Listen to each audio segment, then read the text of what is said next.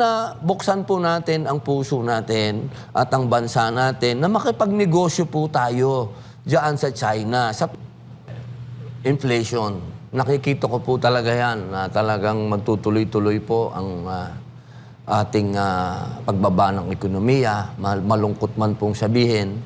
Pero alam niyo po, matagal po akong nasa MoneyGram nung araw. Dati po akong endorser ng remittance. Ang trend po talaga kapag ganitong season, holiday season, dapat ang dollar mababa. Pero nakita po natin, ang dollar ay mataas. So, ibig sabihin niya, pagpasok pa ng taon, lalo pang tataas ang dollar. Kapag tumaas po ang dollar, pababa po ng pababa ang ating ekonomiya. Ang ating pong stocks ay bagsak. Ang ating pong foreign investment ay bagsak. Ang ating pong tourism ay bagsak. Ito po yung mga malulungkot na bagay sa ating bansa na dapat po magsama-sama tayo dito at gawin natin ang paraan para umangat po. Sapagkat, alam nyo, kung wala akong OFW, maniwala po kayo sa akin.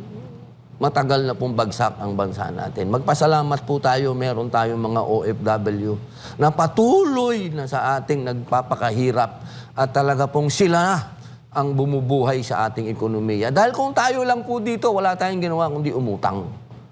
Tayo po ay nagkakaroon lamang ng revenue mula sa mga padala ng ating mga OFW. Pangalawa, sana po ang ulo natin sa usapin ng paligsahan sa China. Sana po magkaroon din ng puwang sa ating administrasyon na makipag-usap sa bansang China. Sapagkat sa ngayon po ay umiigting ang matagal ko na po ito sinasabi, 2023 pa, nung nagkaroon po ako ng matinding debate diyan sa hearing patungkol sa China, diyan po sa West Philippine Sea. Tayo po ay nabash diyan ng kaliwat kanan sapagkat sinasabi nila na tayo daw ay pro-China. Hindi po tayo kailanman magiging pro-China. Tayo po ay pro-Filipino.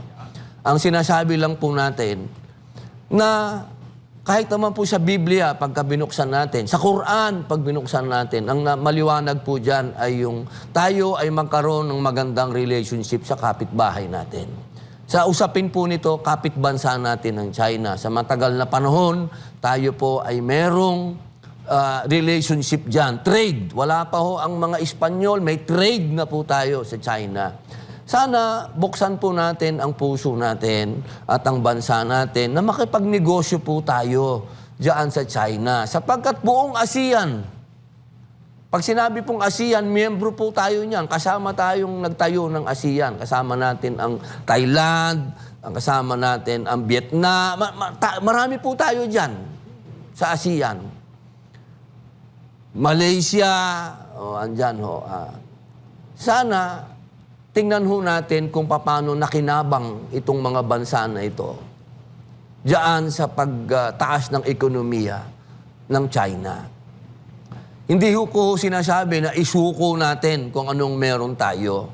Ang kailangan ho nating liwanagin dito kung ano yung teritoryo natin at kung ano ang naandoon sa exclusive economic zone. Kailangan malinaw po tayo. Hindi po pwedeng natin sinasabi, ini-invade tayo.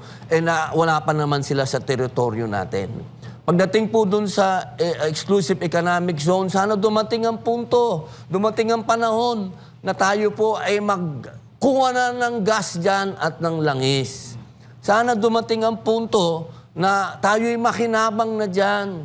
Sana dumating ang punto na ang Pilipino malaya nang nakakagalaw-galaw dyan sa West Philippine Sea na hindi na sila binobomba ng tubig dahil nagninegosyo na tayo dyan. Sana dumating ang panahon na magising na tayo na wala po tayong makukuha sa pakikipag-away.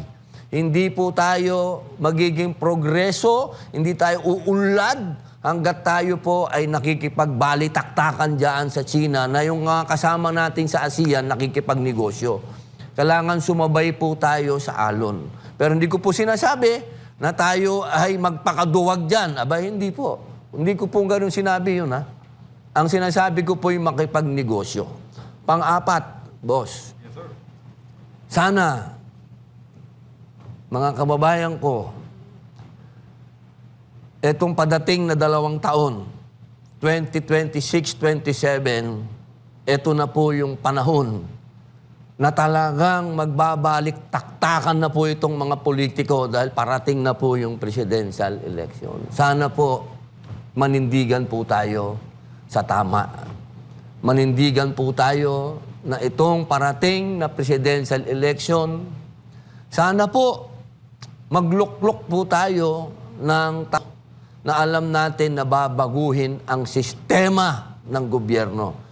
Huwag po kayong masyado ng leader-oriented. Pagkat lagi tayong ganon, meron tayong misaya. Ito ang magliligtas sa, hindi po. Ang kailangan na po natin sa bansang ito ay ibahin na po natin, baguhin na natin ang forma ng gobyerno natin at sumunod po tayo sa mga kapitbahay natin sa ASEAN kung ano yung forma ng gobyerno nila at doon po sila umunlad. Ano ang inyong reaksyon patungkol dito? Para sa iba pang mga katanungan o suhestyon, i-comment nyo lamang sa ating comment section.